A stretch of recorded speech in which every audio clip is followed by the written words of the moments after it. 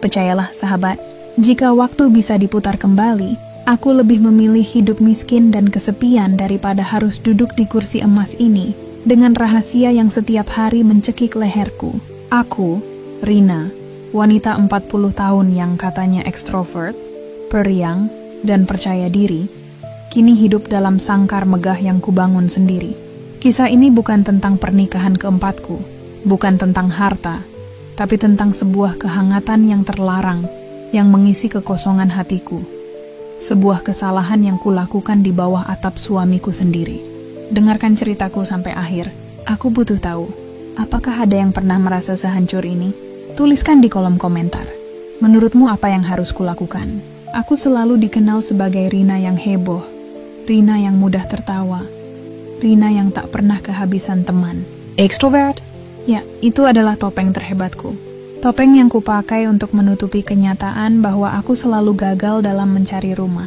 3 kali sudah aku menikah, dan 3 kali pula aku kembali menjadi janda yang tak tahu diri. Begitu kata orang-orang pernikahan. Pertamaku kandas karena suamiku yang terlalu sensitif tak sanggup melihatku bicara akrab dengan laki-laki lain. Dia menyebutku terlalu bebas, liar, dan memalukan. Yang kedua, bubar karena suamiku terlalu sibuk dengan pekerjaan. Aku haus perhatian, dia hanya memberiku uang. Kekosongan itu menggerogoti. Lalu yang ketiga, suamiku tak tahan dengan lingkungan sosialku yang luas, yang dia anggap berbahaya bagi harga dirinya. Semua berujung sama, perceraian, 3 pernikahan, 0 anak, 3 kali mimpi keluarga utuh hancur berantakan. Kau tahu sahabat, malam-malam sunyi di rumah kontrakan kecil setelah perceraian ketiga itu terasa seperti neraka. Aku tidak merindukan mantan-mantanku, tapi aku merindukan kehadiran. Kehadiran yang bisa menatapku bukan sebagai Rina yang harus menjadi pusat perhatian, tapi sebagai Rina yang rapuh dan butuh dipeluk. Aku merindukan sentuhan seorang anak, tawa riang yang akan mengisi sudut-sudut rumah. Aku berumur 40 tahun, dan aku mulai panik. Lalu datanglah Bapak Dharma. Usianya 48 tahun, pengusaha sukses, mapan, dan sangat tenang. 8 tahun lebih tua dariku. Dia duda dengan 3 anak yang hampir semua sudah mandiri. Pertemuanku dengannya terasa seperti skenario penyelamatan. Ia menjanjikan stabilitas, ia menjanjikan rumah terakhir. Kali ini aku bersumpah pada diriku sendiri, aku harus berhasil. Aku akan menekan habis sifatku yang ekstrovert, sifatku yang liar itu. Aku akan menjadi Nyonya Dharma yang anggun dan patuh. Meskipun gunjingan di belakang punggung tak pernah berhenti, tentang aku yang berani-beraninya menikah ke-4 kali, tentang motifku yang katanya hanya mengincar harta. Aku tutup telinga. Aku memilih untuk fokus pada harapan baru, pada janji stabilitas yang kubayangkan. Pernikahan kami meriah, indah, dan megah. Semuanya sempurna di mata dunia. Tapi aku tahu, ada jurang dalam yang masih menganga di hatiku, menunggu untuk diisi. Setelah menikah, aku pindah ke rumah besar Bapak Dharma. Sebuah rumah yang megah, tapi terasa sunyi dan dingin seperti istana tak berpenghuni. Seisi rumah bergerak dengan ritme yang sangat teratur dan kaku. Kedatanganku, dengan suaraku yang agak lantang, tawa yang mudah lepas, dan sifatku yang ramah bahkan pada para asisten rumah tangga, perlahan memberi sedikit warna. Aku melihat senyum tulus dari Bi Ina dan Pak Ujang. Mereka menyukai kehadiranku. Rumah itu mulai bernapas. Namun, ada satu mata yang selalu menatapku dengan sorot permusuhan. Satria. Satria adalah anak bungsu Bapak Dharma. 27 tahun, baru lulus kuliah, dan disiapkan untuk menjadi penerus bisnis. Wajahnya tampan, dingin, dan tertutup. Dia adalah kebalikan total dariku. Serius, disiplin, dan sinis. Dia sangat kecewa ayahnya menikahiku terlalu cepat. Selamat pagi, Satria. Sapaku riang di hari pertama. Panggil saja aku Tante Rina ya. Atau Mbak Rina juga boleh, biar lebih akrab. Dia bahkan tidak menoleh. Panggil saya Satria saja, Nyonya. Dan saya pikir, saya tidak perlu mengakrabi siapapun di rumah ini selain ayah. Jawabannya singkat, menusuk, dan datar. Aku berusaha lagi dan lagi. Aku menyapanya, bertanya tentang pekerjaan, menawarkan makanan, tapi dia selalu membalas dengan kata-kata seperlunya. menjaga jarak seperti ada dinding kaca tebal yang memisahkan kami. Aku mengerti, ia masih berduka untuk ibunya, dan reputasiku sebagai wanita 3 kali gagal mungkin terasa seperti aib baginya. Aku memutuskan untuk bersabar. Aku sedang berjalan menuju dapur, saat kulihat Satria duduk sendirian di teras belakang. Di sudut yang selalu sepi, tubuhnya tidak kaku seperti biasanya. Ia terlihat rapuh, punggungnya sedikit membungkuk. Aku menguping sebentar. Tidak, aku tidak menguping. Aku hanya tak sengaja mendengar samar-samar suara telepon yang ia banting. Ternyata ia baru saja bertengkar hebat dengan Bapak Dharma. Masalah bisnis, masalah target, masalah tekanan untuk segera mengambil alih perusahaan. Aku ragu. Haruskah aku mendekat? Ingat, dia membenciku. Tapi entah dorongan dari mana aku melangkah. Pelan, aku duduk di sofa rotan di sebelahnya. Ayahmu memang seperti itu, Satria. Kataku pelan, tanpa basa-basi. Dia mencintaimu, tapi kadang caranya memberi tekanan memang salah. Satria tersentak. Ia menatapku. Untuk pertama kalinya, matanya tidak dingin, melainkan basah dan penuh kekecewaan. Kenapa Tante peduli? Suaranya serak. Kenapa tidak? Aku balas menatapnya. Aku ini bukan hanya istri ayahmu, tapi aku juga pernah merasakan hidup di bawah tekanan yang tidak adil. Dan aku juga, seperti kamu, merindukan orang yang benar-benar mau mendengarkan. Dia terdiam lama. Dan kemudian, tanpa kuduga, kata-kata yang selama ini terperangkap dalam dirinya tumpah ruah. Dia menceritakan segalanya. Beban menjadi penerus. Kerinduannya yang tak pernah hilang pada mendiang ibunya. Rasa kesepiannya di rumah megah ini. Dia berteras, dan aku hanya mendengarkan. Aku tidak menghakimi, tidak menyela. Aku hanya memberikan apa yang selama ini paling ia butuhkan. Validasi dan telinga yang tulus. Saat Satria selesai bercerita, ada jeda sunyi yang hanya diisi suara rintik hujan. Aku tidak bergerak. Ini kemudian sesuatu yang lebih mengejutkan terjadi. Ia menghela napas panjang dan menyandarkan kepalanya ke bahuku. Aku terkejut setengah mati. Jantungku berdebar tidak karuan, ada sentakan listrik yang menjalar dari bahunya ke bahuku. Ini keintiman emosional yang tak pernah kurencanakan. Satria yang dingin, Satria yang sinis, kini bersandar padaku seperti anak kecil. Aku merasa, untuk pertama kalinya sejak 3 kali kegagalan, kekosongan di hatiku perlahan terisi. Itu bukan cinta suami, itu bukan tawa anak, tapi itu adalah kebutuhan untuk dibutuhkan. Dan aku tidak punya daya untuk menolak. Aku membiarkannya bersandar, membiarkan diriku merasai kehangatan yang tak terduga itu. Momen di teras sore itu mengubah segalanya. Dinding es Satria runtuh, dan kini di antara kami terbentang sesuatu yang jauh lebih berbahaya. Jembatan emosional. Hubunganku dengan Satria tidak lagi kaku. Ada tatapan yang lebih lama saat kami berpapasan. Ada senyum tipis yang ia berikan saat aku menyodorkan lauk kesukaannya di meja makan. Momen-momen kecil itu, seperti aku menyapanya di malam hari sebelum tidur, atau dia yang tiba-tiba menanyakan kabarku, terasa seperti bumbu rahasia yang kami konsumsi berdua. Itu membingungkan, salah, tapi rasanya sangat sulit untuk ditolak. Puncaknya terjadi saat listrik padam. Malam itu, Bapak Dharma sedang dinas luar kota. Rumah gelap gulita, hanya diterangi lilin kecil. Aku mendengar suara di dapur. Itu Satria, sedang mencari air minum. Aku menghampirinya. Kenapa tidak minta biinah, Satria? Kamu bisa jatuh, bisikku. Aku bisa sendiri, jawabnya. Tapi saat ia meraih gelas di rak, tanganku juga mengulurkan botol air mineral. Dalam kegelapan tangan kami bersentuhan, itu hanya sepersekian detik. Tapi bagi kami berdua, sentuhan itu terasa seperti arus listrik yang menyambar. Jauh lebih panas dari sentuhan apapun yang pernah ku terima dari suamiku. Kami berdiri, terdiam di tengah dapur yang gelap. Hanya diterangi lilin. Tatapan kami bertemu, intens, penuh makna yang tak terucapkan. Di matanya, aku melihat pantulan kegelisahanku. Pantulan keinginan terlarang yang sama.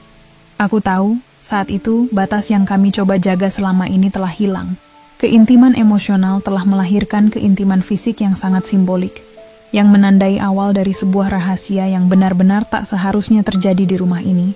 Rahasia yang membuatku merasa hidup, namun sekaligus merasa kotor dan penuh dosa.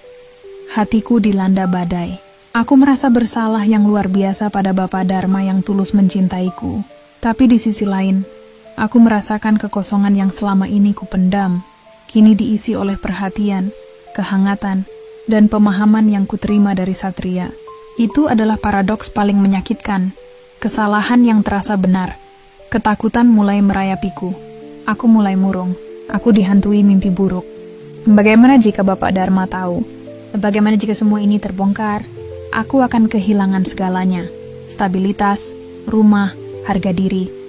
Tapi yang paling menakutkan adalah aku takut aku benar-benar jatuh cinta pada Satria. Aku harus mengakhirinya sebelum semuanya terlambat.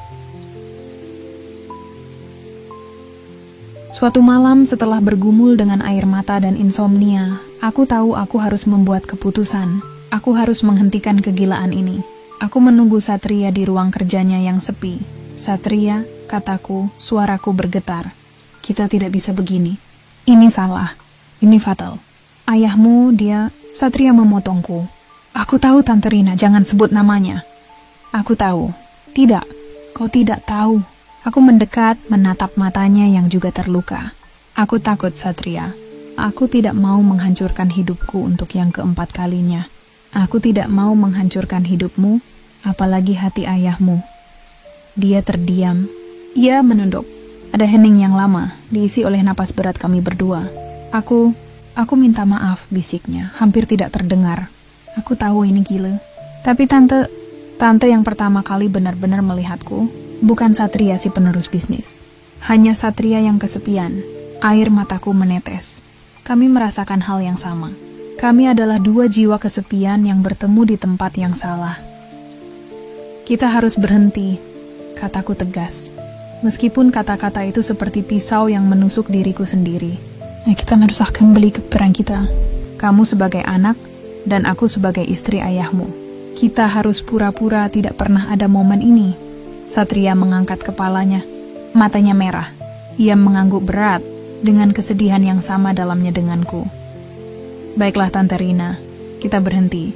Tapi, janji padaku, Tante tidak akan pernah melupakan bahwa aku, setidaknya, pernah menjadi tempat Tante menemukan kehangatan yang Tante cari. Kami menyepakati akhir yang seharusnya menyelamatkan kami. Tapi ketika aku berjalan keluar dari ruangan itu, aku tahu, dua hati telah terlanjur terluka dan terikat. Kami berhasil mengakhiri hubungan fisik itu, tapi bagaimana kami bisa mengakhiri perasaan yang sudah terlanjur dalam? Aku harus kembali menjadi Nyonya Dharma yang sempurna. Padahal di dalam hatiku, aku sudah menjadi wanita yang membawa rahasia paling mematikan. Aku tahu, ini baru permulaan dari neraka batinku. Setelah malam konfrontasi itu, hidupku berubah menjadi panggung sandiwara paling menyiksa. Kami berdua, aku dan Satria, membuat kesepakatan untuk berhenti. Tapi yang kami hentikan hanya kontak fisik. Perasaan, mereka justru tumbuh liar, tersembunyi di bawah kulit, siap meledak kapan saja. Setiap pagi, aku harus mengenakan topeng Nyonya Dharma yang sempurna. Aku menyiapkan sarapan, memastikan dasi suamiku terpasang rapi, dan tersenyum seolah-olah tidak ada rahasia mematikan yang kubawa dalam hati. Tapi setiap kali Bapak Dharma, suamiku yang tulus mencintaiku, mengucapkan terima kasih atau memegang tanganku, hatiku terasa remuk. Aku merasa seperti penipu kelas kakap yang menikmati kehangatan orang yang paling kucintai, sambil mengkhianati kepercayaannya. Ketegangan mencapai puncaknya di meja makan. Jika Bapak Dharma ada, Satria akan duduk di seberangku. Aku harus berhati-hati, menjaga agar pandanganku tidak lebih dari 1 detik kepadanya. Mencuri pandang terasa seperti mencuri nyawa. Suamiku sering berkata, "Rina, kamu benar-benar membawa kehidupan di rumah ini. Aku sangat bersyukur kamu mau menjadi istriku." Kata-kata itu seharusnya membuatku bahagia. Tapi yang kurasakan hanyalah sesak dan rasa malu yang mencekik. Aku hanya bisa menunduk, nyaris menangis di balik senyumku. Di sampingku, Satria pun tak kalah tersiksa. Dia hanya fokus pada sarapannya. Tidak berani menatapku, apalagi ayahnya. Rasa bersalahnya terlihat jelas dari urat lehernya yang tegang. Kami duduk bertiga. Satu hati penuh cinta, Bapak Dharma. Satu hati penuh dosa, aku. Dan satu hati penuh penyesalan, Satria. Meja makan itu bukan lagi tempat berkumpul, tapi medan perang batin. Satria pun mencoba sekuat tenaga menjauh. Dia mulai pulang larut malam, menenggelamkan diri dalam pekerjaan di kantor, bahkan sering izin dinas luar kota. Dia membangun jarak fisik, yang anehnya, malah melukai perasaanku. Aku tahu dia melakukan itu demi kebaikan kami semua, demi ayahnya. Tapi setiap kali dia menghindariku, setiap kali dia hanya membalas sapaanku dengan anggukan dingin, aku merasakan luka yang dalam. Luka karena kehilangan kehangatan terlarang yang pernah kurasakan. Terkadang, saat kami berpapasan di lorong sepi, aku bisa melihat matanya. Di sana, ada kepedihan yang sama, dan juga pertanyaan yang menghantui. Kenapa harus dia? Kenapa harus istri ayahku? Aku yakin pertanyaan itu selalu menggerogotinya. Satria adalah pria muda yang tampan dan mapan. Dia bisa mendapatkan wanita manapun, tapi ia justru menemukan kenyamanan dan pemahaman emosional denganku. Wanita 40 tahun dengan reputasi buruk, yang kebetulan adalah ibu tirinya. Ini sungguh ironi yang kejam. Rasa bersalah Satria semakin menggunung, terutama saat ayahnya bercerita betapa bangganya dia pada kerja keras Satria. Kami berdua menjadi ahli peran. Kami tahu bahwa satu-satunya cara untuk bertahan adalah dengan berakting sempurna, meskipun di dalam, kami sudah hancur lebur. Sayangnya, dinding yang kami bangun ternyata tidak sekokoh yang kami kira. Ketegangan kami terlalu tebal, terlalu nyata, hingga bahkan orang lain mulai merasakannya. Suatu siang, aku dan Satria tanpa sengaja bertabrakan di depan lemari pendingin. Hanya sekejap mata, tapi pandangan kami bertemu, dan percikan yang kami sembunyikan itu terasa menyambar. Sialnya, Bi Ina, pembantu rumah tangga yang sudah lama bekerja di sana, sedang berdiri di sudut mengamati kami. Aku melihat perubahan di matanya. Hanya sepersekian detik, tapi dia menangkap sesuatu. Ada kecurigaan yang tersirat di tatapannya. Sejak saat itu aku menjadi paranoid. Aku mulai bersikap dingin dan kaku pada Satria di depan siapapun, bahkan di depan Bi Inah dan Pak Ujang. Aku menasihati Satria dengan nada bicara yang sangat formal, seolah-olah aku benar-benar hanya istri ayahnya yang menjaga jarak. Ini adalah upaya terakhirku untuk melindungi rahasia ini. Tapi sikap dingin itu hanya menambah luka batin di antara kami. Puncaknya, seminggu kemudian, saat seorang kerabat jauh Bapak Dharma datang berkunjung. Kami semua duduk di ruang tengah. Kerabat itu sedang berbicara panjang lebar. Dan lagi-lagi, pandangan Satria dan aku bertabrakan. Itu bukan pandangan cinta, melainkan pandangan ketakutan dan penyesalan yang sama. Kerabat itu menghentikan bicaranya, mengerutkan dahi, dan menatap kami berdua bergantian. Aku segera memalingkan wajah dan berpura-pura batuk. Tapi aku tahu, dia melihatnya. Rahasia kami, yang kami anggap tersimpan rapat, kini menjadi rapuh seperti kaca tipis.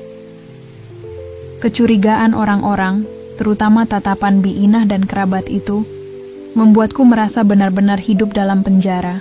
Mimpi burukku semakin intens. Aku tidak lagi bermimpi diusir, tapi aku bermimpi Bapak Dharma menatapku dengan mata kosong, tanpa air mata, hanya kekecewaan mendalam. Itu jauh lebih menyakitkan daripada kemarahan. Rasa takut itu membuatku mengisolasi diri. Aku mengurangi canda tawa. Aku menghabiskan waktu di kamar, berpura-pura membaca atau memeriksa laporan keuangan, padahal aku hanya meringkuk dengan pikiran-pikiran yang menghancurkanku. Untuk melawan kecurigaan, aku melakukan hal yang ekstrim. Aku menjadi nyonya rumah yang terlalu aktif. Aku bergabung dengan perkumpulan sosial, mengadakan acara amal, dan memastikan aku selalu tampil di depan publik sebagai istri ideal Bapak Dharma.